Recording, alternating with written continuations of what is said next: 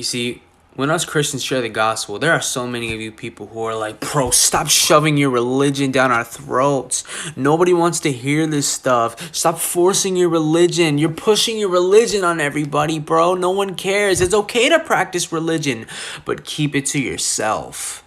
We're not forcing our religion, because if we were forcing religion on you, you would have no choice but to accept it. But you do have a choice. And not to mention, it's the truth that you need to hear. McLean's snake in the yard analogy. Say we're best friends. You come over to my house and we chillin'. And then I remember, oh shoot, I forgot to take my dog out. Stay here, let me take him in the backyard, I'll be right back. I take my dog downstairs, I unlock the door. What do I see? I see a snake in the yard. So I grab my dog, rush back inside, close, lock the door, then I go back upstairs where I left you. I see that you've gotten up and you're about to leave the room. And I'm like, wait, where are you going? And you're like, I wanted to go to the backyard too. And I say, okay. I'll see you when you get back. You head out there to get some fresh air and oh, a snake bites you. You run back upstairs to my room and you starting to limp at this point. And you're like, China, I just got bit. There's a snake in the yard. Oh yeah, I know. I saw it when I was going to take my dog out. What would your next statement be? China, why didn't you tell me? Now, if you told me, oh, I'm going to the backyard to get some air, and I said, oh, no, don't go back there. I just saw a snake back there. Would giving you that information be forcing something down your throat? Forcing my beliefs on you? No, it's showing you that I love you. I do videos talking about God to warn you about the snake in the yard. That's the point.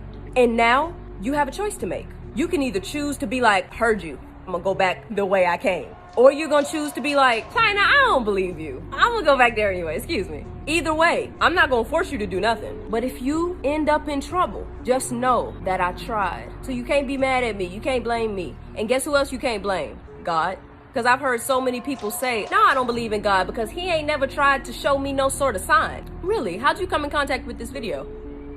Did it pop up on your For You page or your home page randomly? Did a friend or a family member just happen to send it to you out of the blue? If you don't want to watch my videos talking about God, I love you just the same. But for the people that do want to hear it, these videos are going to be here. If there is a God, then how is there a Satan? In the Bible, he was an angel and then he fell, but how does that make sense?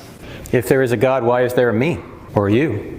Because we're all evil. We've all done evil. But God knew that he wanted a world that would allow free choice. So he even allowed Satan to fall, just like he allowed you and me to fall. But God can redeem people who are redeemable. We can do evil and God can redeem us. In fact, if you had to put the entire Bible into one word, the theme of the Bible is redemption. You have paradise lost in Genesis, paradise regained in Revelation. Everything in between is a story of redemption, and the Redeemer is Jesus. He's the center of the entire Bible. So he lives the perfect life and takes our punishment on himself so he can redeem us. He could have created a world where we were robots, but that wouldn't be a moral world. He could have prevented Satan from sinning, but if Satan is a free creature, then it's logically impossible for God to allow freedom to be controlled by him, because that's not what freedom is. I'm sure you've heard of the name Jesus, and I'm sure you've heard of the cross, but do you really know what Jesus went through?